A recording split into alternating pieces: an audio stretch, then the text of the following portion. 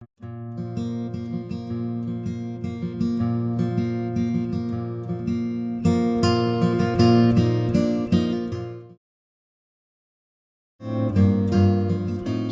Sí. vimos este punto donde estamos en esta esfera terrenal, se nos dio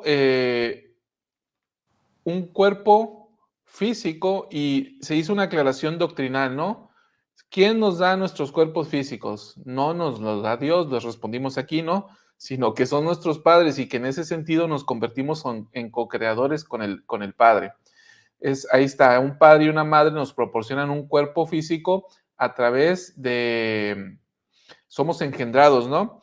Bien, entonces hablamos del estado premortal o también lo que se conoce como la preexistencia y hablamos de un cuerpo espiritual que nos dio un padre y una madre celestial, ¿sí? Que son los que aparecen en la parte superior de esta esfera.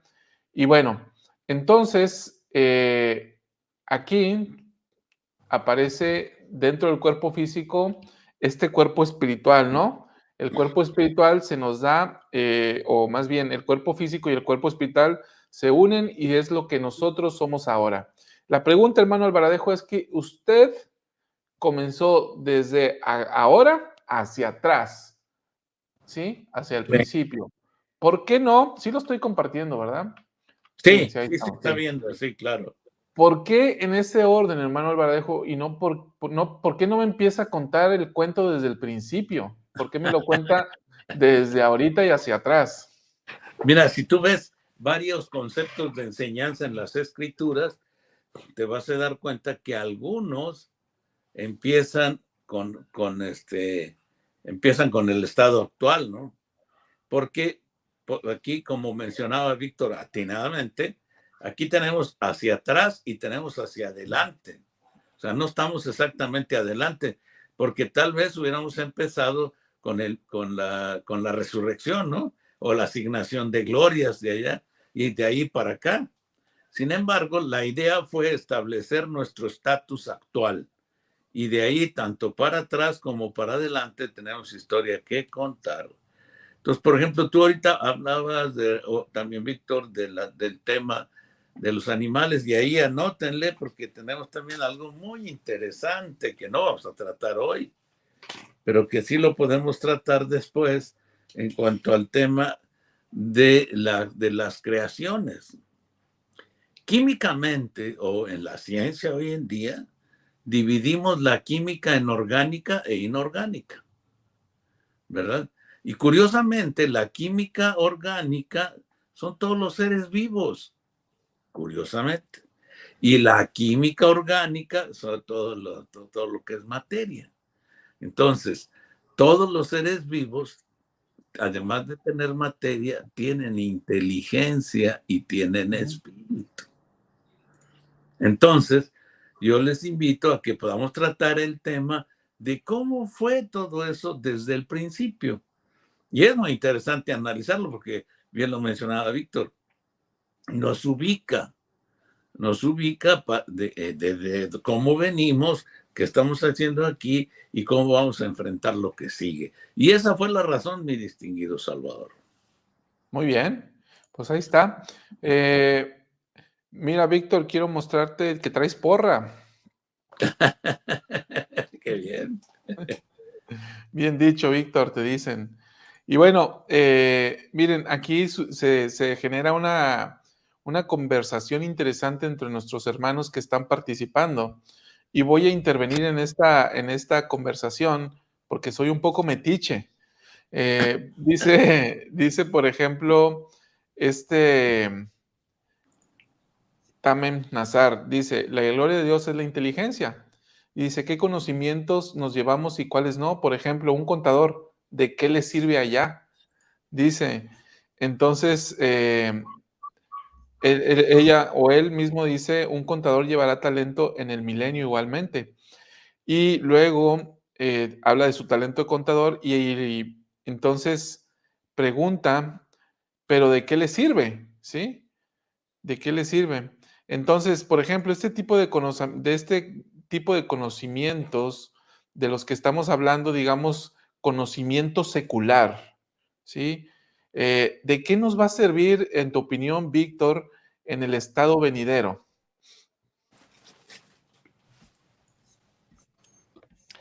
Sí nos sirve, ¿eh? Pudiéramos pensar que pudiéramos enfocarnos solo al conocimiento espiritual y ese es suficiente, ¿no? Pero acuérdense que la escritura dice que cualquier conocimiento que logremos en esta vida se levantará con nosotros en la resurrección. Creo que de eso no hay duda, ¿no? Porque en ese sentido van los comentarios. Pero si no fueran importantes, entonces no mencionaría cualquier conocimiento. Mencionaría el conocimiento espiritual que adquiramos en esta vida, ¿no? En el ejemplo del contador, pues si va a tener innumerables mundos que gobernar, tiene que saber contarlos de inicio, ¿no? Ahí lo que se me ocurrió a mí, Víctor, es que el ángel que dictó esa escritura no tenía conocimientos de contabilidad, por eso es que terminó diciendo incontables mundos. Exactamente. Y así lo mismo, ¿no? Podemos pensar en cualquier otro tipo de conocimiento secular o cualquier profesión. Yo creo que todo lo que ha sido puesto en esta tierra y que el hombre ha sido inspirado para desarrollarlo en esta tierra, en el campo científico o académico, es conocimiento que sí nos sirve y de hecho es parte del progreso por el cual estamos en esta tierra. Recordemos que estamos en esta tierra para progresar y llevarnos más conocimiento del que teníamos antes de venir. Por lo tanto, yo estoy bastante convencido de que cualquier conocimiento de cualquier tipo nos va a servir después de esta vida. Bien. ¿Usted qué dice, hermano Alvarejo? Pues mira, es evidente, y estaba tratando de ponerle, a ver si puedes ponerle un letrero que diga velo de olvido, ¿verdad? Ahí en la flecha donde llegamos a la tierra, porque no recordamos nuestra existencia previa. Y por eso esto se constituye en un estado de probación. Porque imagínate que recordáramos todo, pues no nos íbamos a portar todos re bien, ¿no? Pero no lo recordamos y el conocimiento en esta tierra, el conocimiento secular, es importante porque con ese recurso enfrentamos nuestro estado de probación. Obviamente, el hombre en la ciencia ha venido error, verdad, error, verdad, hasta que se centra en una verdad superior. Entonces, y lo vamos aprendiendo así por etapas. A mí me llama la atención cómo ahorita hay un grupo de gentes que está alegando que la Tierra es plana, ¿no? Y sacan ahí sus comentarios y todo eso.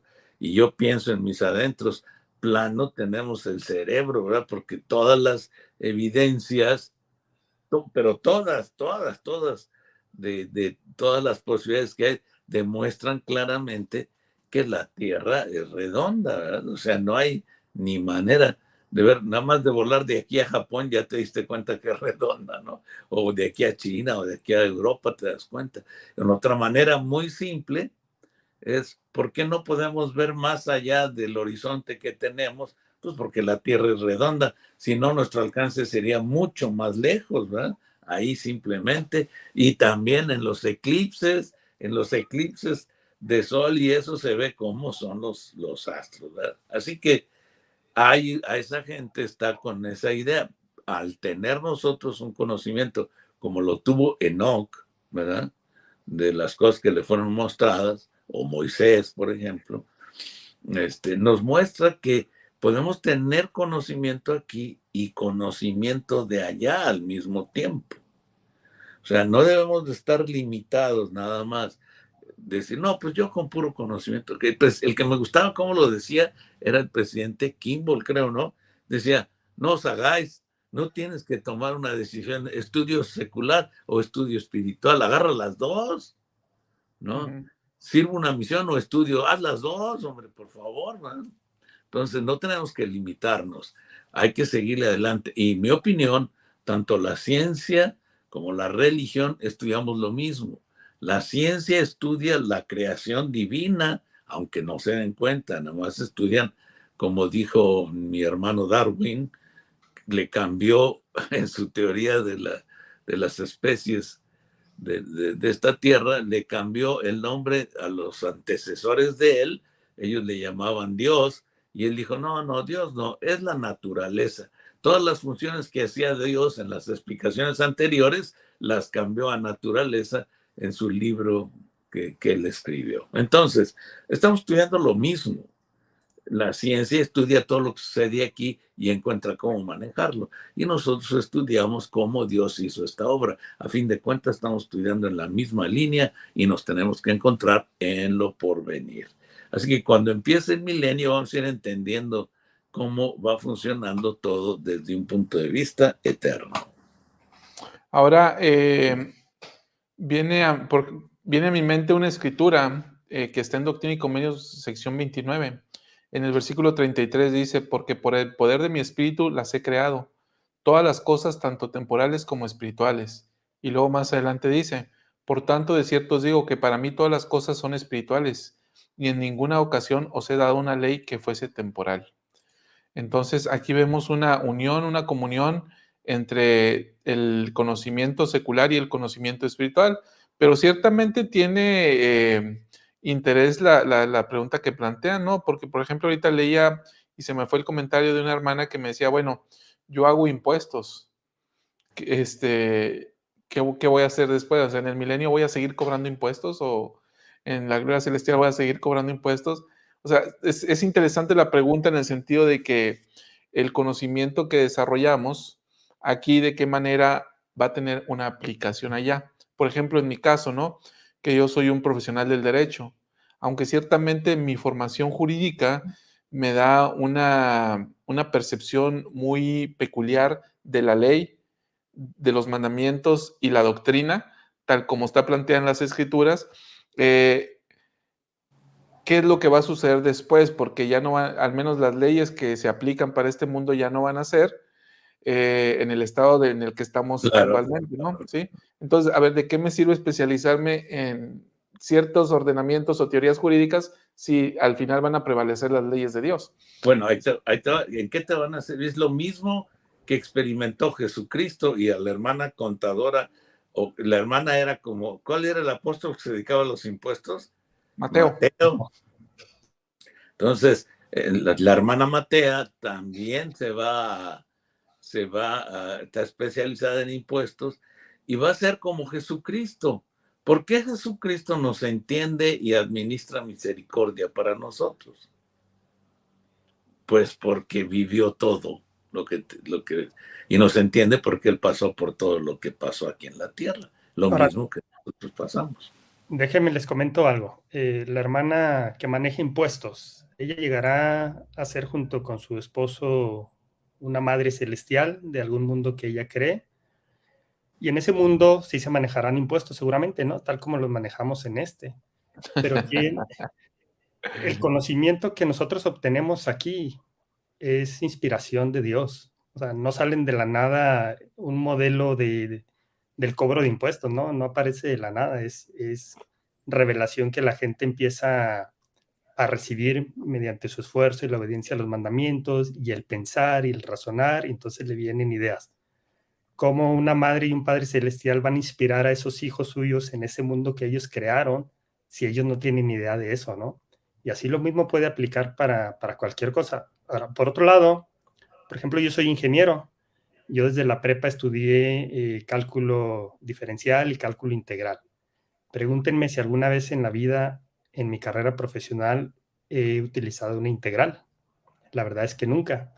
Y yo recuerdo que mi maestra en la universidad nos ponía de 20 a 25 ejercicios diarios de cálculo diferencial y de cálculo integral. Sin embargo, mediante hacer esos ejercicios, realmente el cerebro se fortalece, se hacen conexiones que después nos pueden ayudar en otra cosa, no necesariamente en resolver derivadas o integrales, pero sí se adquiere nuevo conocimiento o nuevas habilidades, se desarrolla la lógica en el cerebro que luego va a ayudar para otras cosas. Entonces, a eso yo le llamo áreas de no aplicación, sino áreas de conocimiento que fortalecen alguna parte de nuestro cerebro.